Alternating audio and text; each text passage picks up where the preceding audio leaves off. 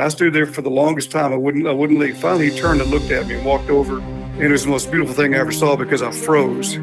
He put his hands on my shoulders and just looked in my eyes. And it was like all the grace in the universe was pouring out of him into me. To this day, I'm convinced it was Jesus. This is Touched by Heaven, everyday encounters with God. Those moments when heaven and earth collide. And we see God. We see his hand reaching out to us, attempting to get our attention, inviting us into a closer relationship. That's why we have these angel stories and prophetic dreams and visions and near-death experiences, divine interventions, all here. Today, what is this? For Pete's sake, did you not hear what God just said? What is that about? Well, we're talking to Pete. Yeah, we're talking to Pete today. Pete's got a great story, has all these encounter stories, but also he brings with him a message for something down the road that we needed to be reminded about. I heard three distinct words. They were separate, wasn't one sentence. It was October, East, dictator. It was a very gentle voice, the same voice that I heard in English, the same voice I heard in the Adoration Chapel. For Pete's sake. By the way, before I contacted you, I looked up why people say for Pete's sake. Do you know why? No. Apparently over 100 years ago, as a way of diminishing people taking the name of the Lord in vain and thereby sinning, started inserting your name. So it wasn't, for Christ's sake. It was, well, for Pete's sake. Okay. Or what was the other one you'll sometimes hear? For the love of Pete. So Pete's the guy. Pete was the name that stuck. Leonard just never took off. You know what I mean? You, Pete, have single-handedly kept people out of sin. I try to. Yeah. I try to be an example. This other part of the title, did you not hear what God just said? Who's that for? Not you, not me. Who is it among the believers who is not acknowledging and proclaiming what God is doing today? It's for all the times you said to yourself, why aren't the churches talking about this? And that's linked to a song I woke up to this morning. Songs bubble up in my head, and I woke up to the theme from the movie Forrest Gump. You know, when it first starts and they got that little white feather flying around and everything. It's like nice little tune, right? And I'm thinking, Forrest Gump. What did Forrest Gump say that applies to this? It's not that box of chocolate thing, is it? No. Oh, I know what it is. I'm not a smart man, but I know what love is. What is that about? I'm the guy, I'm Forrest Gump. I'm not a smart man, but I know love when I see it. God speaking more powerfully than words, but with his actions, how much he loves us. For Pete's sake. My God was money. Money was on it was my God, and that was my security. And as is true in many of these conversion stories, there is a Medjugorje connection. In fact, he just got back. Medjugorje is like the way the world should be or could be, because you can go anywhere in Medjugorje and you don't worry about anything. The grace is so strong there, and Medjugorje to me it gives us an example how to live at home. And if you go back to the 70s, let's go back to the 70s where here's a guy who needs to be awakened. Oh, a motorcycle accident. That was in 1976. A group of us were riding at night. Of course, I shouldn't admit it, but we'd been to a bar, no helmet, sunglasses, jeans and a T-shirt. Well, one of the bikes, we're on the highway doing about 60. His rear tire hit my front tire and knocked me down. And I slid and slid. My belt buckle was gone. My wallet was gone. And I was able to stand up. And in front of a cemetery on West Highway 54, it had a huge white cross lit up. I love the symbolism. All right. Wasn't woke up yet, but I was on the path. Wow. Now, of course, Pete can look back at that conversation God was having with him. Like, if you died right now, which direction are you going? Move forward a bit into the 80s, things still aren't quite right in his heart. I was laying in bed, and my heart went into fibrillation. And had to call an ambulance. We got to the emergency room. It still took a couple hours to calm my heart down. Cardiologist came in and gave me a shot of something, and it calmed it down. But it was like over 200, and it come back down to 170. We're watching the monitor. Over 200 again. It was just back and forth. I didn't know if I was going to make it or not. And I was in the hospital for a day or so. Couldn't find a thing wrong with me. Well, we hope it doesn't happen again. I said, I hope not. Just getting your attention, wasn't he? Just getting your attention. I think it was. That put in me something that I was living wrong, I hadn't prepared for my children and my wife. And, once I got started on this career path, I mean, I was just gung-ho for building an empire. I wanted to be a millionaire by the time I was 50 and just, kick back. Yeah. When I moved to Wichita, got a job. Got a job at UPS. I started flying on the side. So I was doing all these things of growth, but I wasn't growing spiritually. I was actually lost. I wasn't feeling peace. And I came to a crossroad in the Lent of 1988 to where the priest mentioned, do something for Lent. So I did the rosary. And that's when the grace hit. I'd go off to the bedroom and pray alone, like it says in the Bible. All I could think about was Fatima. So I called the library and I got a book on Fatima. Now, what drew you to Fatima? I just started praying the rosary, and all I could think about was Fatima. So that's when I started praying in 1988. That led me to read this book on Fatima, and what struck me was souls were falling to hell like snowflakes. That's what the Blessed Mother said, souls are falling to hell like snowflakes. And I knew the way I had lived my life, that it wasn't good. And there was also something that happened during the wintertime. There was an article in the paper about a family that showed a video in their home of the Blessed Mother appearing somewhere in the world. When I saw that video, it was about an hour long. I was rocked. I knew this was happening. So this was a video about Medjugorje? About Medjugorje in 1988.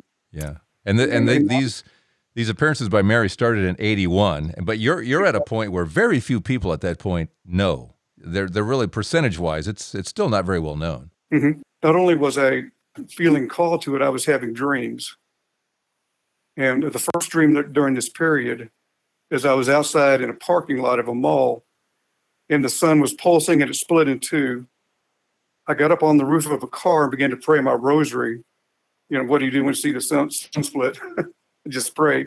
But people gathered around me like I knew what was going on.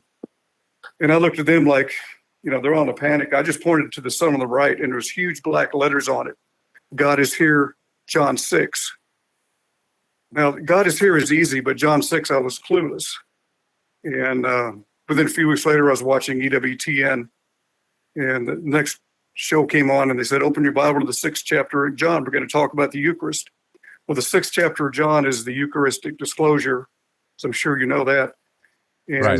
This is why Catholics believe that communion host isn't just bread; it's Jesus. Yeah.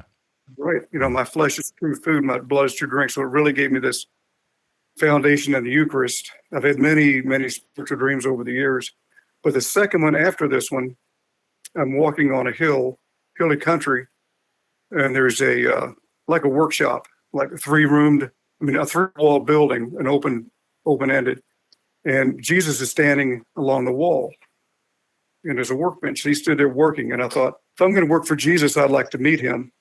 And I stood there for the longest time. I wouldn't leave. Finally, he turned and looked at me and walked over. And it was the most beautiful thing I ever saw because I froze. He put his hands on my shoulders and just looked in my eyes. And it was like all the grace in the universe was pouring out of him into me.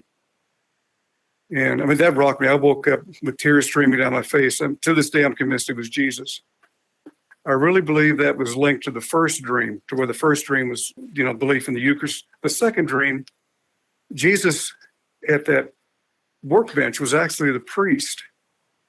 And when the priest brings you communion, that's actually Jesus. So I kind of linked that together. I don't know if that's true or not, but that's the way I'm thinking of it now. That makes sense, sure.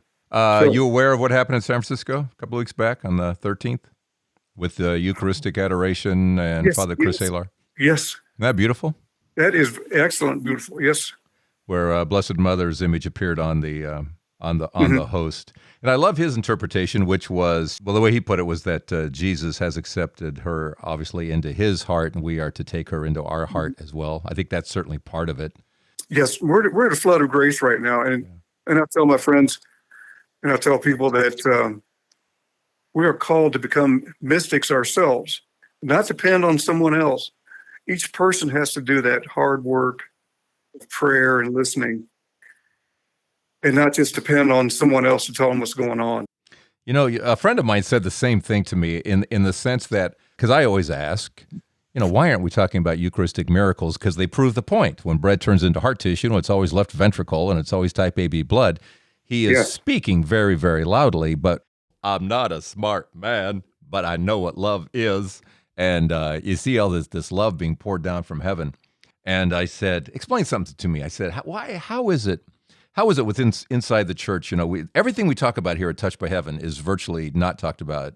If you go to church, I don't know about your church. I'll just give you my experience. I said, this all helps them in what they do. We have people leaving the church because they're bored out of their minds. And so this would help them keep people in the pews, if you will, right? And he goes, yeah. And I said, well, then why of all places not to talk about these moments where like bread turns into heart tissue? This just sells it, doesn't it? And he says, they're afraid to. And I said, explain that to me. I understand. And he said, because it would be highlighting the fact that God is going to them directly. In other words, you don't need a brilliant theologian to explain to you what's going on when bread turns into heart tissue. That's a pretty loud statement by God. You don't need a theologian to explain to you what Mary means by repent, turn away from sin, go back to my son, or you're going to have a bigger war, as she said in Fatima, or the great chastisement is coming, as she said, as Our Lady of Akita. You don't need brilliant people to be telling you this stuff. He's going directly to the people, and he's bypassing the hierarchy. That said, you have the Father Chris Alars, as we talked about last week, who embraces Mary, what she's been saying, who embraces Eucharistic miracles and everything that happens within him. He understands the power of it, and he has a throng of people following him on social media to hear more, explain more, tell me more, because this is the dazzling, exciting, touched by heaven God that we're talking about. So it depends on your perspective of whether you see God speak as a threat to your position or whether you embrace what God is doing to grow the kingdom. That sounds pretty right on. Is there anything I could say better than God changing it from bread into heart tissue? Exactly. It's a gift of faith. Well, that's what you don't even need faith anymore. That's the deal. Right. God's making it so easy now. Right. Because we're in those times to where it's urgent. Those that are watching and praying, it's really exciting times. By the way, the other song that I've been hearing a lot today, are you able to, while talking to me, can you go online and look up lyrics to a song? Yes, I could. Look up the lyrics of the Beatles song, I'm Looking Through You. Oh, yeah. I know that song from years ago. Yes, because there's a message in it, and I think it has to do, I think it's inside the church again. Because in looking at these lyrics and spiritualizing the lyrics, what I believe is, I think it's us as a church, in these moments as we look at all these stories and everything, is we are now looking upward at the hierarchy and singing to them with this. Yeah. I'm looking through you. Where did you go? I thought I knew you. What did I know? You don't look different, but you have changed. I'm looking through you. You're not the same. Your lips are moving. I cannot hear. Your voice is soothing, but words aren't clear. You don't sound different. I've learned the game. I'm looking through you. You're not the same. Yeah, that is powerful. Keep going. I think there's more. Okay. Tell me why did you not treat me right? Love has a nasty habit of disappearing overnight. You're thinking of me the same old way. You were above me, but not today. The only difference is you're down there, and I'm looking through you. You're nowhere. I'm looking through you. Where did you go? I thought I knew you. What did I know? Is that us looking up and not having the leadership? I think so. I'm looking through you. Where did you go? It's like, again, it's so loud out there right now. Mm-hmm. Yep, that's almost haunting. God is to talk to us directly. Yep. Through the Eucharist. Yeah, it's to be expected. God will not be silenced. And I actually had a couple of out-of-body experiences, if you want to hear about those. Sure. The first one was in the Adoration Chapel in 1999. And I'll just, this is the first time anything like this ever happened. And I was in prayer. It was 5:00 in the morning because my watch beeped. I had one of those that beep on the hour. And I noticed the lights in the chapel got a little brighter. And within a few seconds, I heard there was a voice speaking in the chapel. This is a very small chapel. in a foreign language. I wasn't there alone. And it really rocked me. I mean, every fiber of my being is trying to understand what was being said. I had a buzz go through my body, and the next instant, I'm above the earth. I would say at satellite altitude. This time the voice speaks again, and it says, he says, let go. And I'm thinking, how can I let go if I'm not holding on to anything? So I had to think with all my will, let go. And at that point, I fell towards the earth. And as I hit the ground, I went into a fog and I was spinning. And that went on for a few minutes. And I was just praying all the time. It wasn't a fearful experience. But I came out of the fog, and the sun was there, which kind of stabilized me. And the voice said, believe firmly in my true presence. And within a split second, I was back in the Adoration Chapel. And I looked at my watch, and it was 5:15. So that was another strong confirmation for the Eucharist. Yeah, and the fact he said true presence, which is another way of saying that that's Jesus in that host. Yeah. Well, when I heard that, I immediately thought of God is Here, John 6, which happened in 1988. Mm-hmm. And for 45 minutes, I stared at the Eucharist. I went home and told the wife, and I wrote it down. And I'm thinking about it a lot, but it's not something you run around telling people. The language you initially heard, do you have any idea what that language was? No, I don't. It didn't sound like anything you know. No, it was real for me. It wasn't a dream. Yeah. This gave me a great experience of understanding how the will works, how you really have to focus your will on something. I don't know. It's something I ponder a lot. It's like, and it's funny when he said "let go." Yeah. You like what? Yeah, I'm just hanging here, right? Well, I'm hanging in space. Like, let go of what? But there was a mindset, wasn't there? Okay, yes. And if I fall, I'm still going to be okay. Yeah, I just let go, and as I hit the earth, see, I'm a pilot, so as I got closer, I'm thinking, pull up, pull up. But I kept thinking, when I think pull up, I just kept thinking, let go, relax, let go, and it's quite an experience. But as it turns out, it was not all of the experience for Pete. We finished up our conversation, and later on I got an email from Pete saying that wasn't all of it. That wasn't the entire experience of being in the Adoration Chapel and being up and falling and all. That wasn't all of it. He just didn't feel comfortable in finishing it, and he got the nudge that he was supposed to finish it. So here's the continuation of that story with Pete. Hello. Thank you for this. I appreciate you. You just came out of the Adoration Chapel, and I appreciate you Yes.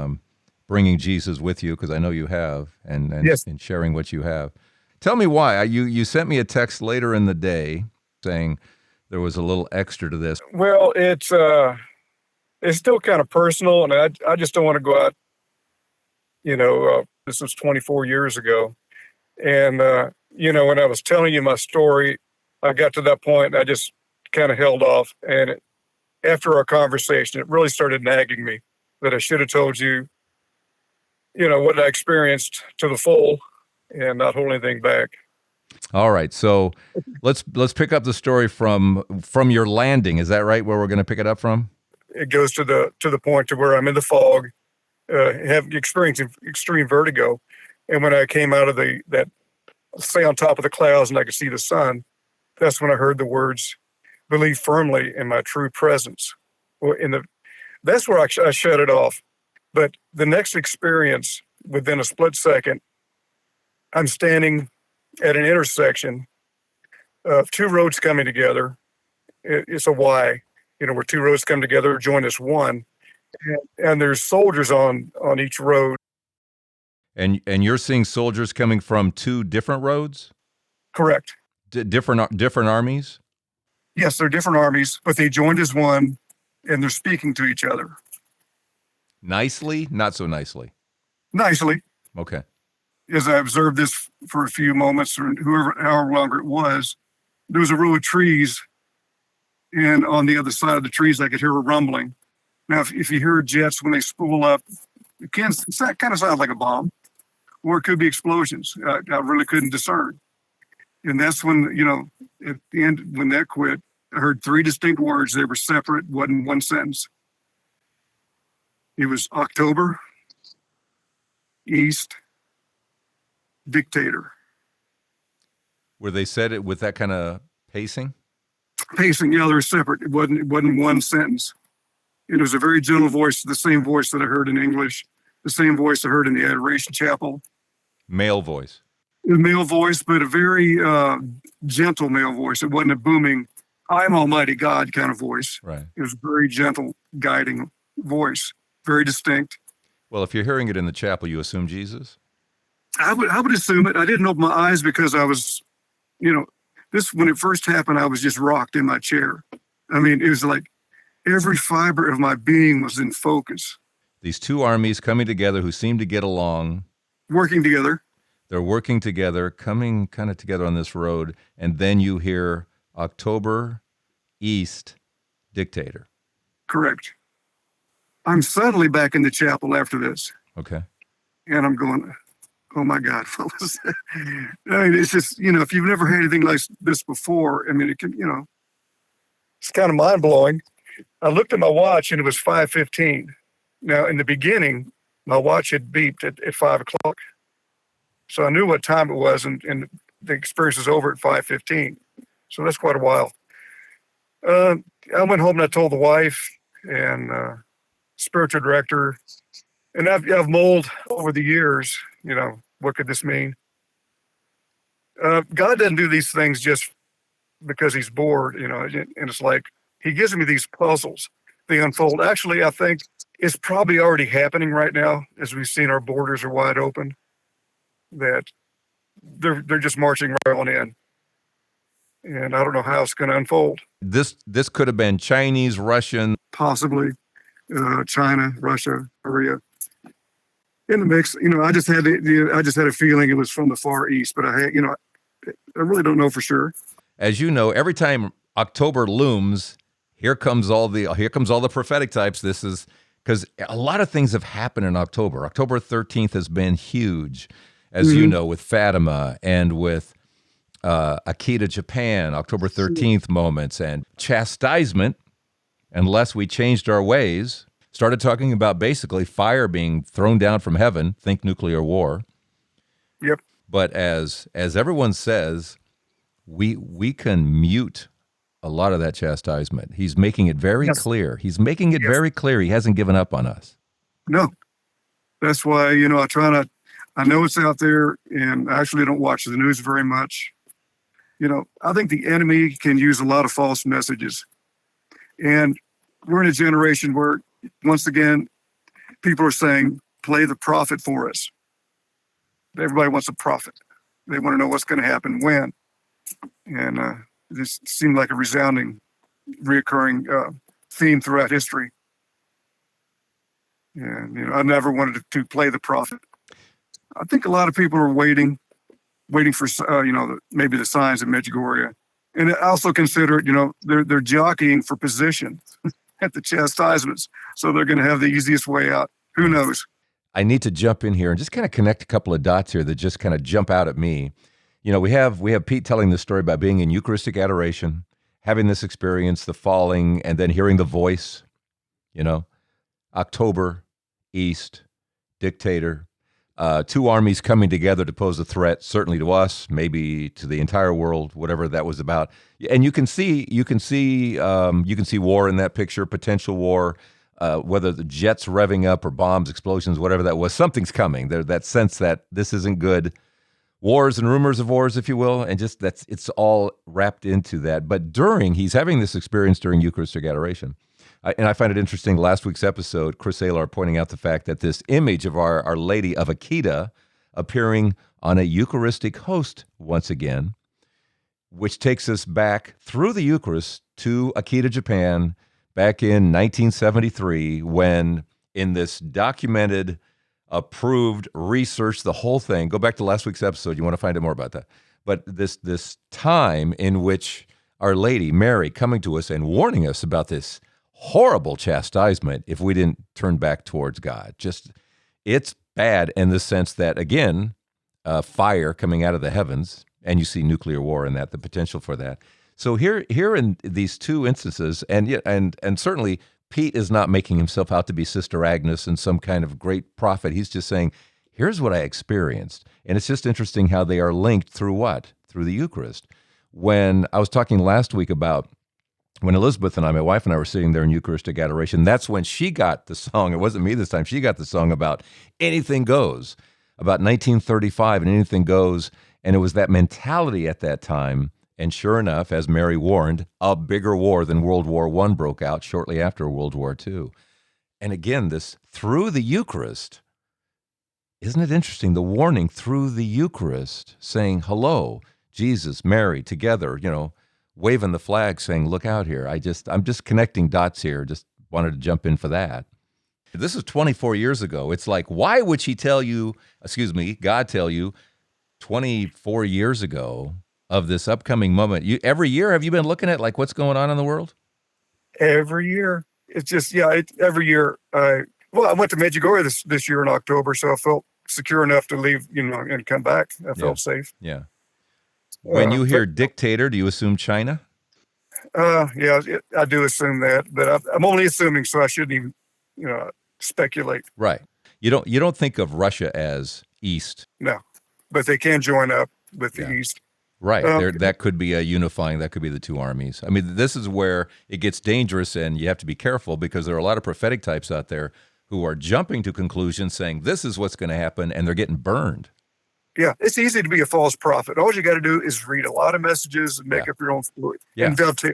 The Lord has been telling me this past year, first time in Medjugorje, last March this year, to come back in October, but he also told me that I need to start sharing what he's given to me.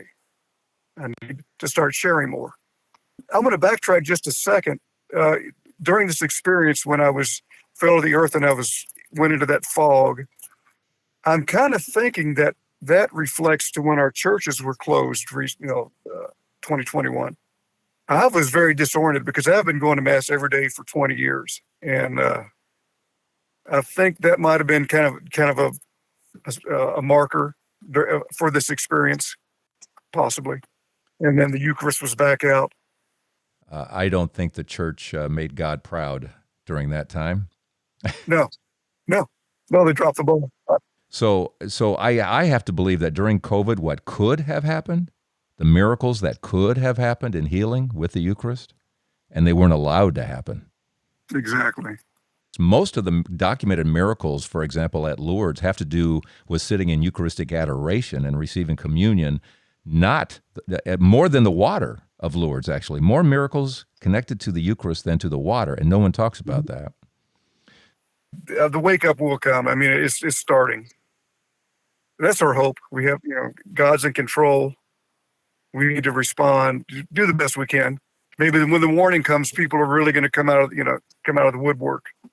Well, as times get tough, I'm going to be in the upper room with Christ, in the Adoration Chapel, at Mass, praying the Rosary. I mean, all those things that we're called to do if things get really dark. We need to stay in the light. That's what I'm basically trying to say. Stay in the light of Christ. And he will light us up like Christmas trees, I'm telling you. God does not want to lose one soul, even though many are lost. He gives them every chance. Let's pause right about here. Then more with Pete, and for Pete's sake, here on Touched by Heaven. A quick Patreon shout out. Thank you, Susie Parks, and thank you, Christian Harris. You make this happen. Yes, we need the stories, and yes, we need your support to make this go week to week, and we thank you for that, for coming here to touchedbyheaven.net and clicking through or going to patreon.com and helping us out. Appreciate it so much. All right, Tim. I can't thank you enough for that. Like my wife noticed the difference because I was listening to your podcast, and she goes, "Why are you so happy?" What are you on, man? What are you on? I know, but that's exactly. But it did. It set a fire in me, and I just can't thank you enough for that. I really do appreciate it. Thank you so much. Patreon.com. Search for Trapper Jack, or come here to this episode at touchedbyheaven.net. Let's get back to Pete here on Touched by Heaven. Everyday encounters with God. What came next for you? Okay, you had these are huge moments of conversion and fortification of your faith. What came next? I would say dreams of darkness to keep me on track. In this dream, I'm down like in downtown Wichita. There's nobody around. It's dimly lit. I would say it's kind of a misty, foggy London fog day. So I'm walking down the sidewalk, and there's somebody behind me. It was kind of spooky. And as I get to an intersection, I decide, well, I'm going to cross the street here and see if they still follow me. And halfway across, I had the feeling that I need to confront what's behind me. So I got to the other intersection. I turned around, and there's a man dressed in black. He is like a black duster on all the way down to his feet. He's got a black floppy hat on. I can't see his hands. I can't see his face. So it was my Clint Eastwood moment. I just stand there, and he walks across, and he gets up. I block him. He's up in my face. At this point, I can see him. His face is kind of a jaundiced yellow. His eyes are bloodshot. His face was just the opposite of what I saw in Jesus. I mean, he was eternal sadness, eternal despair. He wouldn't look at me. And as I got in his face, I just started praising Jesus. I said, Jesus Christ is Lord. I praise God the Father. And I just went into this praise and worship. I think that I learned in charismatics. And this man that was so sad, he just turned around very slowly and walked away. And after that, I've pretty well understood the spiritual warfare that, you stand your ground and you praise and you pray. And, in the name of Jesus, they have no power over you. Yeah. I'll just wrap this kind of maybe up with you this way.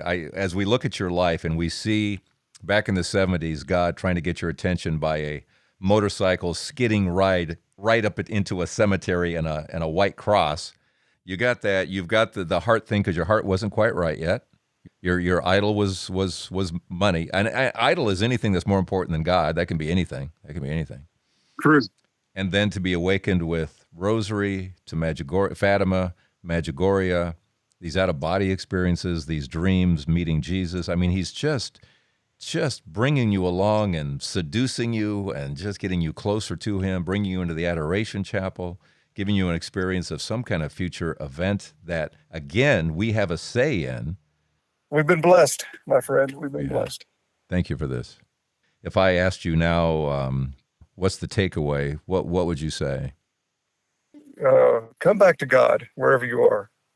And, Jesus is real. Angels and saints.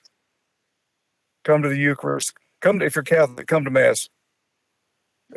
Any other denomination, go to church, read the Bible.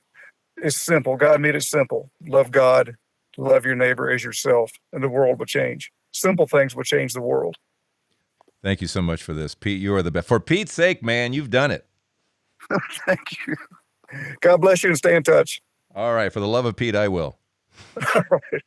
Thanks again, Pete. And I'll close out quickly, just going back to where it began this morning when I woke up to the Forrest Gump theme and an understanding that I'm not a smart man. You don't have to be a smart man or woman to understand. This is love. And God demonstrates his love for us in these episodes.